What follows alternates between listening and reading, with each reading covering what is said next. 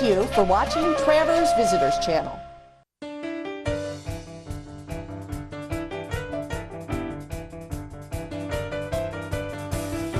came from Toledo, Ohio just for this wine tasting party Just here. for this? Yes.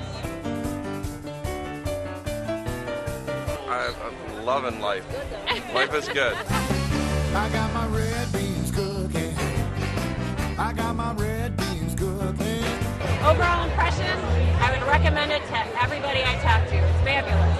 Fun time. We're seeing a lot of people that we know up here, and we're having a really awesome time. Well, come on.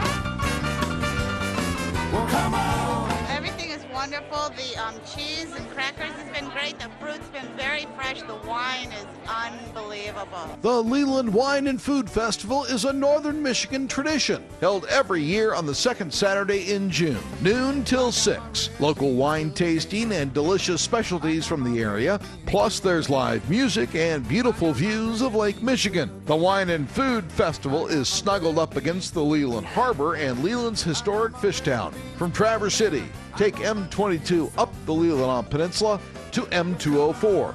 Make a left and then straight to the other side of M22.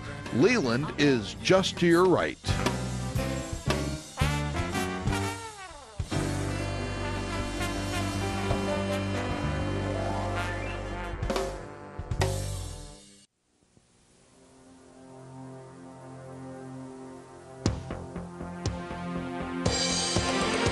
At the tip of Michigan's little finger, known as the Leelanau Peninsula, you'll find one of the Great Lakes' oldest lighthouses, guarding the entrance to the Manitou Passage and the Grand Traverse Bay. Standing on its present site since 1858, the Grand Traverse Lighthouse, recognized both as a Michigan and National Historic Site, is now open to the public as a museum, 7 days a week through Labor Day. And no one is more of an authority than the keeper, who more than a half-century ago actually grew up there. I came to this lighthouse in 1922 when I was 9 years old, and I stayed until 1935, and then I went into the Coast Guard. How does it feel to be back at his boyhood home? It's wonderful being back here. It's my old home, and it's wonderful to see the people that come to, and I can tell them about it and talk to them. Doug's dad created much of the ornate stonework on the grounds.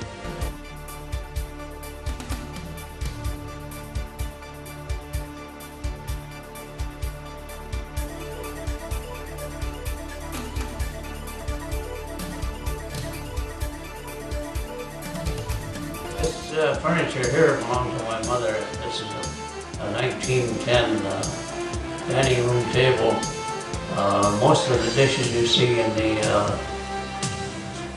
cupboard there belong to her. My sister turned them over to the lighthouse. This organ was given to my mother by my father in 1899 at the turn of the century when they got married over on Beaver Island. This organ has been on Green Island, Poverty Island, Beaver Island, South Fox Island, and over here at Grand Traverse Point. This old dog you see is named Sport. It's dressed in the uniform. He lived in this lighthouse with the family, and when he died over in Manistee, Michigan, they put a uniform on him, my father's uniform on him, and buried him. Doug remembers well, working on the now retired lens. When I first came here, it was a kerosene IOV, which means incandescent oil vapor. You had it heated up with alcohol, the vaporizer, and run your kerosene and air through that hot spot, and it would create a vapor and go into the mantle, just like an old gasoline lantern. Kudos for preservation and staffing go to the Grand Traverse Lighthouse Foundation volunteers. Invite your visit and encourage your support.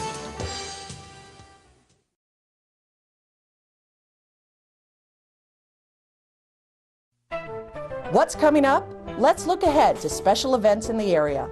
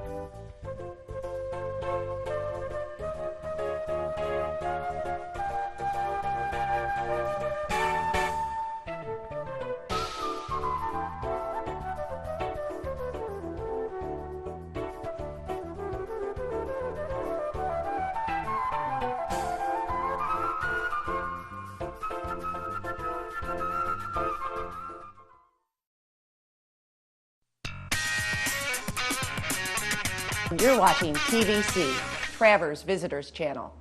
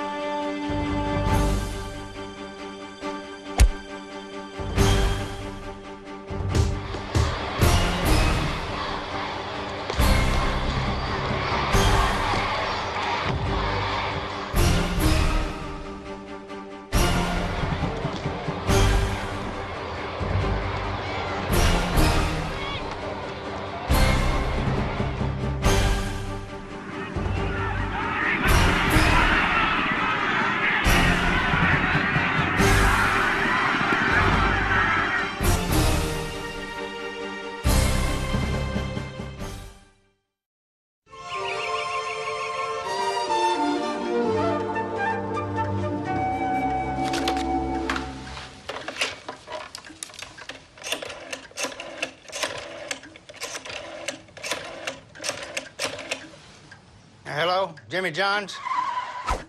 Jimmy John's here. What took you so long? Jimmy John's, freaky fast delivery. I love the man in uniform.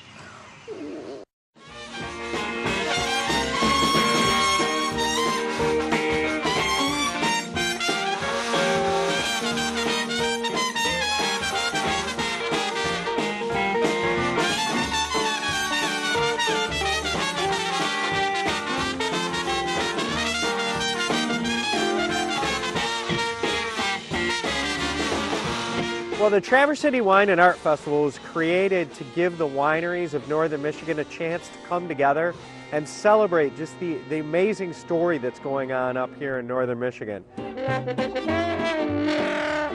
festival brings together almost every single winery from Northern Michigan. The winery owners come out themselves, they bring their staff, and they all stay for the duration, and they absolutely love it. It's their annual celebration of what we're all creating here in Northern Michigan. And we want you to come experience it and enjoy it too. Hey,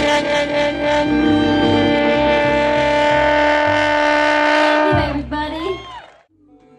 This is a great chance to hang out with your friends. It's sort of a kickoff to the summer in Traverse City. It'll be a beautiful, sunny summer afternoon that you can sit back and relax and enjoy a glass of wine with your friends as you watch some just amazing entertainment. One of my personal goals with the festival was to create a beautiful ambiance that you won't find at any other festival in Traverse City, maybe not in Michigan. And what we've done is we bring in performance art, so we have dance troupes that come in, and then we also have performers that love to come and play with the crowds. One of the best things about this festival is the amazing environment that our festival coordinator Laura Hurd has created. We have an 11,000 square foot wine tent that anchors the festival. It's got nothing but wineries in it, so you can you can take your time and enjoy and sample the wines. Out on the lawn, we have some tables where you can sit down or stand up, watch the incredible entertainment, stroll by the art, wander through the food garden. This is really a feast for all of your senses. The Traverse City Wine and Art Festival, a fun-filled day for all on Saturday, June the 22nd. Located at the Grand Traverse Commons, just west of Division on 11th Street. Sugar Man, This year featuring the music of Rodriguez from Searching for Sugar Man. tired of these scenes. For a blue coin, won't you? It's a new year. Started out right with a new Cadillac from Cherry Capital. Right now, qualified buyers can drive the all-new ATS for just $289 a month. Step into the future of Cadillac with the new XTS, just $369 a month. Or lease a local favorite, the SRX Luxury Crossover for just $395 a month. Making a bold statement in 2013 is easy with these limited time offers. So hurry in to Cherry Capital Cadillac, South Garfield, Traverse City, or cherrycapitalcadillac.com. You'll love your new car. It's a different kind of four-wheeling that's sweeping the nation.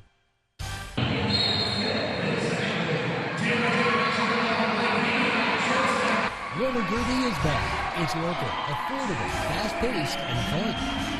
A lot of people, when they think of roller derby, they think of, the old days in the 70s where everybody's elbowing and pulling hair and throwing girls over the balcony and stuff like that. But that's not so much how it is nowadays. It's more of a competitive sport. The girls are real athletic. We train 3 days a week. The new rollers on the block are the Kalkaska Small Town Outlaws. My team's awesome. We formed last year at the beginning of the year in 2012. We had our first season. We went 4-3 overall. Today's roller derby is an interactive treat for the whole family. It's definitely family entertainment. There's no doubt. For our bouts, we usually have kids 5 and under are free. And, they come in, their whole family gets to enjoy it. And the kids really love it. Roller girls feature player names as colorful and distinctive as their skating outfits. What's your name? Smoking Revolver. My name is Curly Hoop. Chiquita Norris. They call me Damn Gina. I'm Black and Decker. Hi, I'm the Bodacious Bandit. Well, my name is Muffin Toppler. Rainbow Bruiser. This millennium's roller derby depends on speed and strategy to win. But as in many fast-paced physical sports, infractions occur and penalties result. Roller derby is a very highly regulated game. There's track cuts, forearms, high blocks, low blocks, blocking out of bounds, skating out of bounds, insubordination. I specialize in keeping everybody's spirits alive. Pretty fast skater, and I have a pretty big mouth. I like to yell very loudly at these other girls. I love hitting. What's your most effective weapon? Your body. I like skating, I like hitting people, I guess I like challenging myself. It's really awesome to hit that girl out of bounds and bring her back in and get in front of her and keep her back there. This is a hand signal for lead jammer. What that means is that jammer went through the pack legally and inbounds to her first initial pass. Then she gets to go around and go through the pack again, and then she gets a point for every opposing blocker she passed legally and inbounds. Circle your calendar and catch all the action at an upcoming home bout.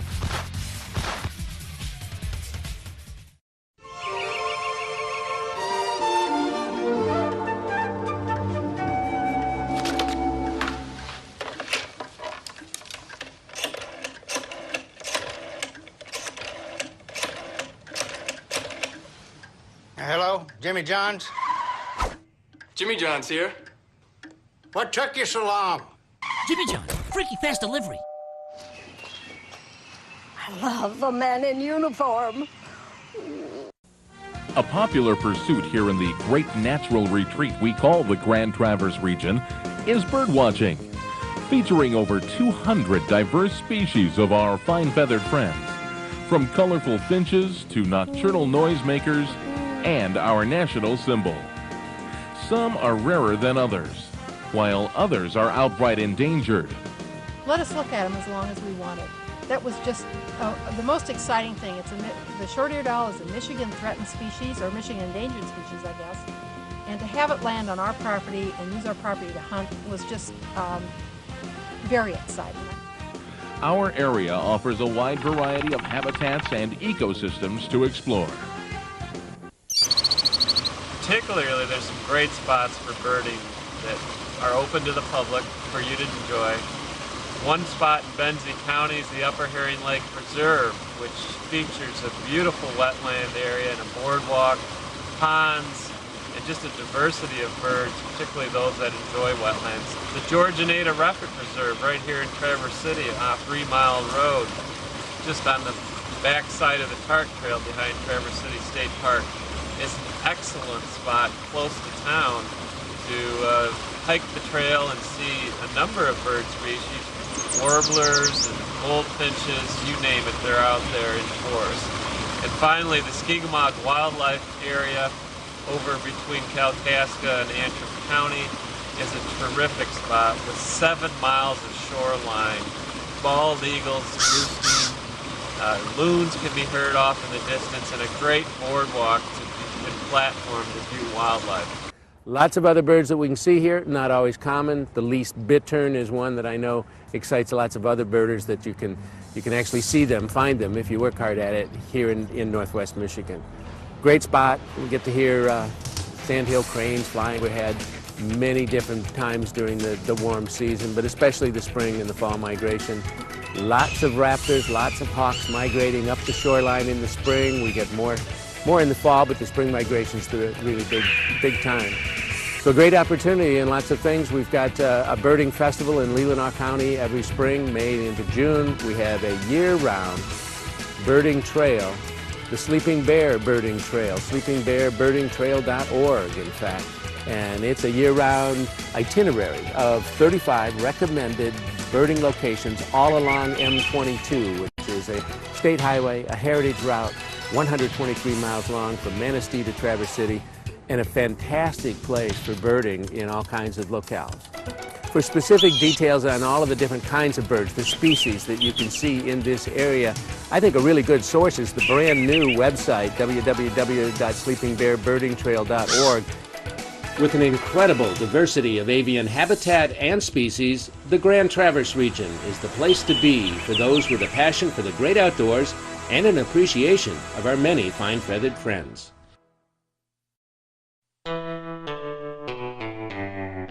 You're watching TVC, Traverse Visitors Channel. We're here at the History Center of Traverse City, located in the Carnegie Library on 6th Street, overlooking the beautiful Boardman River. This building was home to the Traverse City Library from 1905 to 1998, when they moved to their current location on Woodmere. Since this building was available and the space was much larger than their previous location at the Con Foster Museum, they moved here to consolidate their archives, store historical materials, and expand their exhibit space. Let's go inside. We're here with Museum Director Bill Kennis to tell us a little bit more about the History Center. Behind me are the 19th century leaders of the Ottawa tribe. We are probably the #1 cultural destination in Traverse City. We had over 60,000 visitors last year. Well, we're featuring the legends of the Grand Traverse region, which tell the stories of the folks that made the difference in our community, whether they were a railroad legend or a lumberman. You know, Traverse City is primarily a railroad and a lumber town. Bill, what's the most popular attraction at the History Center? The cherry pits are clearly the most popular. You know, we have over 60,000 visitors that come to the History Center, and they can climb into literally a ton of cherry pits, 2,000 pounds, and they excavate, and they find arrowheads, Petoskey stones, copper ingots, all Michigan items, and they get to keep one of these as a souvenir. In the summertime, we feature our Lego festival called the Lego Carnival. The Lego Carnival features the building blocks of America. So this year we'll have the Statue of Liberty and the Mackinac Bridge. We have a close relationship with the Ottawa Indians out of Shabbytown, and they have loaned us a 25-foot birch bark canoe that's just sensational. It actually sailed in the Grand Traverse Bay. And we have hundreds of arrowheads and tools from the Anishinaabeg. We also have canoes that are at least 200 years old, and they were carved out of logs. So there's lots of items that they can see from our heritage. Magical History Tour began last summer. It's a 90-minute, 9-mile tour around the city. And you'll hear stories about our former mayor, Wild Bill Germain, who actually shot a brother-in-law. You'll hear stories of the State Hospital and of the Grand Traverse Bay. So we take you through the business section of town and through the historic districts of our city. This bell is from the Manistee and Northeastern Railroad engine, number 18. It was the last one built, and our guests are able to ring the bell.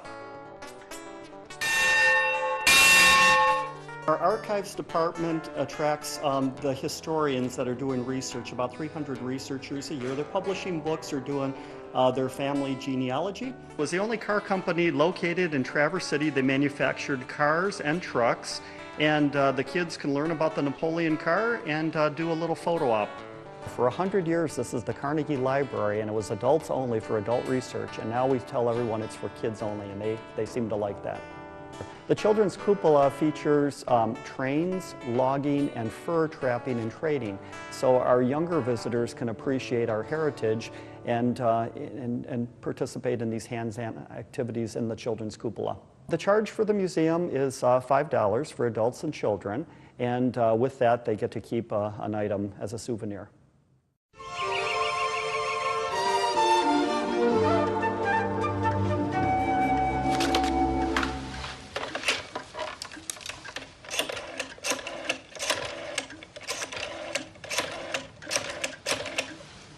Hello, Jimmy John's? Jimmy John's here. What took you so long? Jimmy John, freaky fast delivery. I love a man in uniform.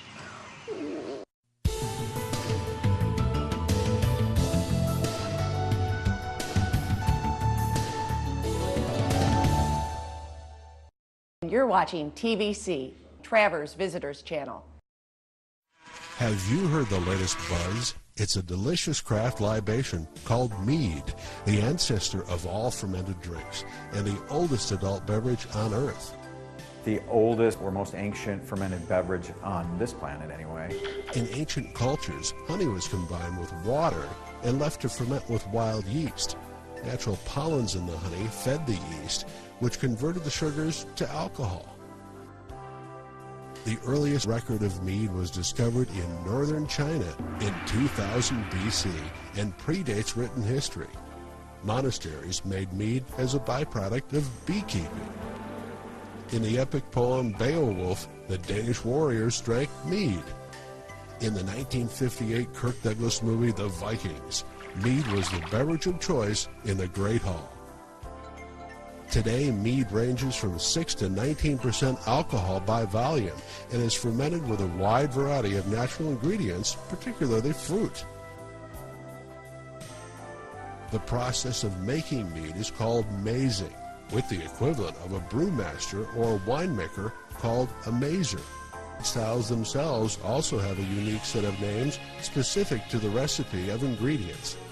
Well, St. Ambrose is a spin-off of our sister company, Sleeping Bear Farms, where we produce honeys in Michigan and in Florida.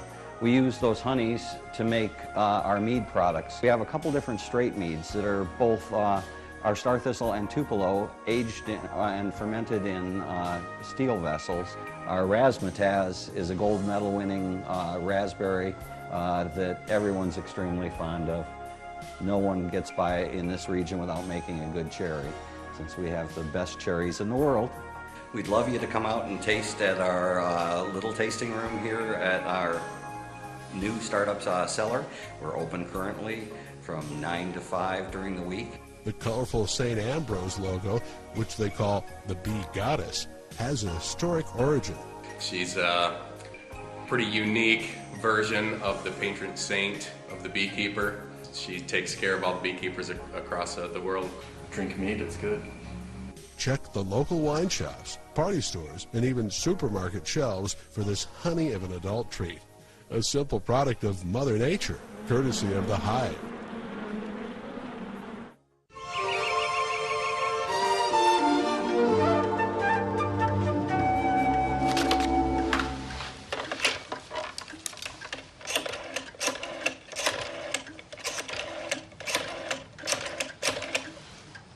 Hello, Jimmy John's?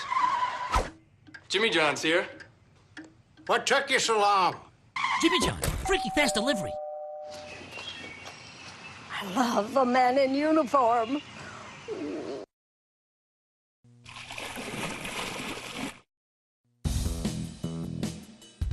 Michigan's unique Petoskey Stone, a honeycombed, earth-shaded treasure, embraces a Devonian heritage, a colonial design, an Indian legend, and a lakeshore city. 350 million years ago, Michigan was covered with warm, shallow seas, dominated by reefs of coral heads composed of six-sided colony coral of the genus Hexagonaria, found in rock strata from the Devonian age, over 3 times as old as the dinosaurs. These Devonian outcrops are found in less than 3% of the total United States landmass. This fossilized coral became the Petoskey Stone 2 million years ago in the Pleistocene age, when giant melting glaciers spread them over the northwest portion of Michigan's Lower Peninsula, as well as the state's UP, or Upper Peninsula. When they are dry, Petoskey stones resemble ordinary limestone. But when wet or polished, they reveal a distinctive honeycomb pattern of 6-sided cells, many with the prized dark eye in the cell's core. Petoskey stones are primarily calcite, which is soft enough for craftsmen, yet dense enough to yield an impressive polish. In 1965, Governor George Romney signed a bill declaring the Petoskey Stone as Michigan's official state stone. The Petoskey Stone Festival is held in late May each year near beautiful Torch Lake. The origin of the Petoskey name weaves rich history and colorful local legend. According to the local Ottawa tribe, a fur trader and descendant of French nobility named Antoine Carr married an Ottawa princess. The next spring, as the couple watched the early rays of the sun shine in the face of their newborn son, they named him Petoskey, meaning rays of dawn or sunbeams of promise. Petoskey later married the daughter of Chief Pokozagan, a famous Ottawa chief of Michigan's northern Lower Peninsula. They were blessed with 2 daughters and 8 sons. In 1873, a group of settlers at Bear Creek on the tip of northern Michigan's Little Traverse Bay named their new town after the legendary chief, translating the name to Petoskey. The stones sold there as souvenirs became known as Petoskey stones. You can find Petoskey stones in Michigan from Traverse City across the state to Alpena, but they are most common on the shores of Lake Michigan and Little Traverse Bay, and in area gravel pits and roadbeds when rainy days suddenly reveal these historic treasures. Fine jewelers and lapidary artists, spurred by the increasing popularity of this unique keepsake, have fashioned a wide variety of Petoskey stone creations now available throughout Michigan and online outlets. Many find their 350 million year old accessories make them feel quite young by comparison. Others just enjoy the hunt and the discovery of a treasure found few places in the world. Travers Visitors Channel is available at 8 a.m. and 8 p.m. every day on